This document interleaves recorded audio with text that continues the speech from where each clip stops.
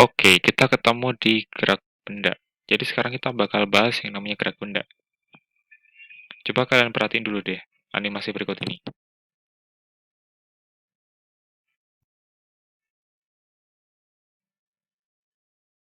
Nah, menurut kalian, gerak itu apa sih? Coba kita perhatiin lagi deh animasi yang satu lagi nih.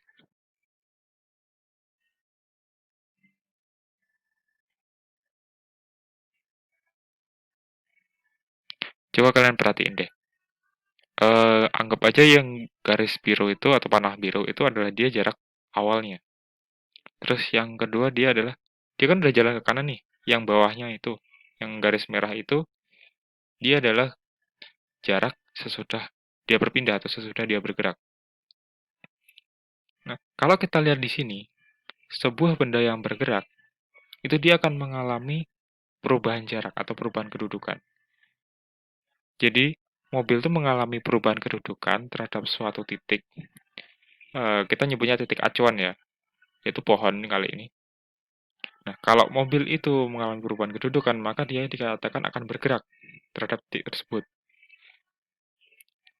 Jadi, benda dikatakan bergerak jika benda mengalami perubahan kedudukan atau perubahan jarak terhadap suatu titik acuan tertentu. Dalam kasus ini pohon titik acuannya ya. Nah, ingat kita tadi pakai namanya titik acuan. Makanya gerak itu dia bersifat relatif. Jika pohon ditetapkan sebagai titik acuan, ingat nih, kalau pohon yang jadi acuannya, maka mobil A sama mobil B itu bergerak keduanya terhadap pohon. Karena keduanya mengalami perubahan kedudukan. Sama kalian lihat panahnya nih, yang biru sama yang merah. Jaraknya kan jadi beda tuh.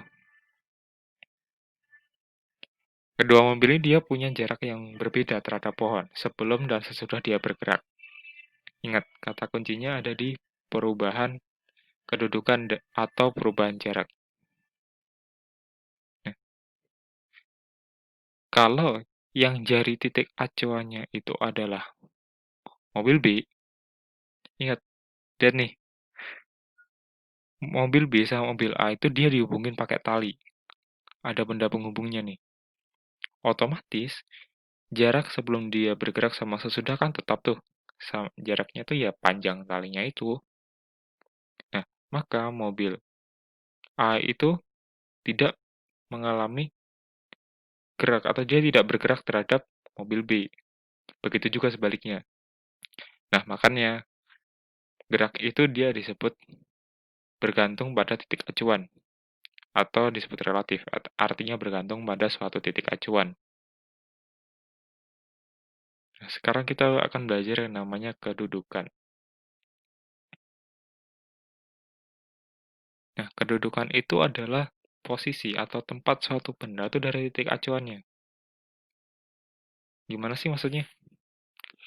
Nah, coba kalian lihat nih. Ada burung, ada laba-laba. Keduanya itu ada di koordinat yang berbeda. Satunya di negatif 3 yang burung, terus laba-labanya di positif 3. Nah, ini kan vektor nih, kedudukan burung dari pusat acuan koordinat 0 itu kan negatif 3, laba-laba itu positif 3. Karena kedudukannya itu ditentukan oleh nilai dan arah, maka dia itu disebut besaran vektor. Jadi kiri, kanan, itu dia ngaruh. Nah, sekarang, berapa sih kedudukan laba-laba dari burung? Kalian bisa pause video ini buat cari sejenak. Gue saranin kalian cari sejenak sih. Tapi kalau udah siap, ya kalian bisa pause sejenak dulu. Oke, udah. Oke, kita bahas nih. Yuk. Nah, ingat, kata kuncinya tuh berapa kedudukan laba-laba dari burung. Sebenarnya ada banyak cara sih, kalian mau pakai 4 dikurangi negatif 3, atau ya dari titik 0 terus ditambahin, itu ya sebenarnya sama aja, tapi kali ini aku bakal pakai itu, kita bisa hitung satu-satu kayak gini nih. Kita ambil dari burungnya, terus kita tambah nih. 1, 2, 3, 4, 5, 6. Nah, jadi jarak dari burung ke laba-laba itu ada 6 meter. Ada banyak cara kok, kalian bebas saja. Ada yang pakai 3 kurang negatif 3, terus atau kalian hitung dari 0 ke sini atau 3, terus kalian tambahin di sini ke 3, itu sama aja.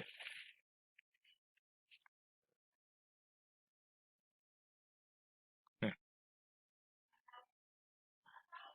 sekarang ada yang namanya jarak sama perpindahan. Kita ada definisinya dulu nih. Jarak itu adalah panjang lintasan yang ditempuh. Sementara perpindahan itu adalah perubahan kedudukan. Jadi, gini deh. Kalian nggak usah hafalin kayak gitu.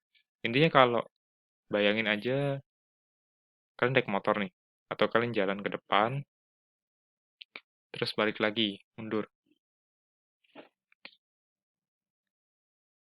Atau kayak motor ini nih. Jadi, kalau yang namanya jarak itu ya dihitung semuanya. Atau ibaratnya kalau kita ambil kasus motor ini. Bentar, ini aku cari pennya dulu nih. Nah, kalau yang namanya jarak itu ya ditambahin semuanya. Dari sini, A ke B, ini ditambahin dari B ke C. Jadi intinya semuanya kalian tambahin aja kalau jarak itu.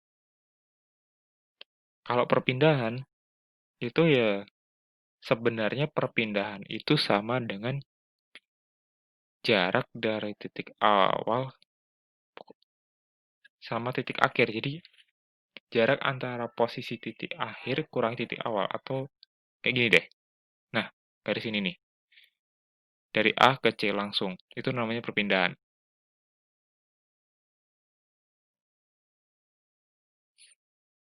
Nah, ini kita tambahin. Jadi kalau jaraknya itu dia dari AB tambah BC, jadi 10 tambah 4, 14 km.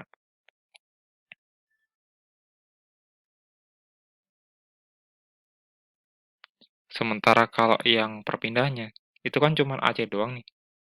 Nah, berhubung kita belum tahu AC-nya berapa, kita bisa hitung AC-nya itu dengan cara AB atau jarak ke A ke B, terus dikurangi jarak ke BC. Nanti ketemunya juga AC kok.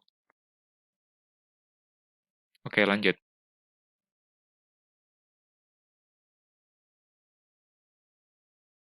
Nah, ada yang namanya kelajuan sama kecepatan. Sebenarnya kelajuan sama kecepatan ini mirip banget sih. Cuman kalau kelajuan itu, dia adalah jarak bagi waktu, kalau kecepatan itu perpindahan bagi waktu. Dua-duanya tuh hampir sama. Cuman kalau kelajuan, itu yang kita hitung panjang lintasan yang tadi itu. Kalau kecepatan itu cuma titik awal sama titik akhirnya. Kalau ditulis secara rumus itu kelajuan atau V sama dengan S per T. Kalau kecepatan itu dia delta X per T. Nah, tapi kalau waktu kalian ngerjain soal, bisa juga buat ngebedain itu kecepatannya kalian kasih. Di atas V-nya tuh ada panahnya. Jadi di sini ada panahnya nih. Itu boleh juga. Nah, contoh soal nih. Kita ngerjain soal nih.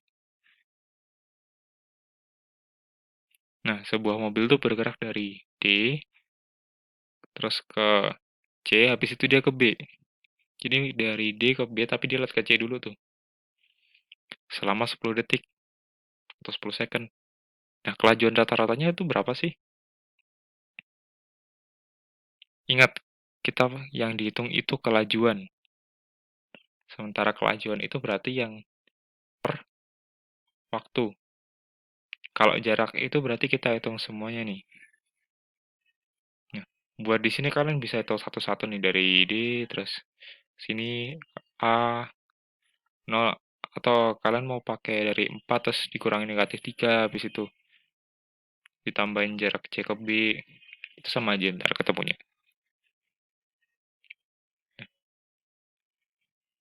Intinya nanti jarak dari D ke C itu ditambah sama C ke B.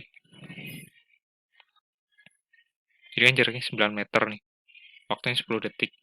Ingat jarak ya, jarak. Nanti kita bagi sama waktunya, kita ketemu kelajuannya itu 0,9 meter per second. Lanjut. Nah, kalau sekarang kecepatan rata-ratanya. Ingat, kita sekarang hitung kecepatan nih. Kalau kecepatan berarti kan yang kita butuhin itu adalah perpindahannya. Atau jarak dari titik awal ke titik akhir. Nggak peduli lintasannya. Nah, dari titik D ke B, ini nanti caranya sama. Hampir sama kayak tadi buat ngitung jarak titiknya. Nah, jadi nanti ketemunya bakal 5 meter. 5 meter nih. Terus waktunya kan 10 detik. Nah, kita bagi aja. Tuh, 5 bagi 10. Jadi 0,5 meter per second.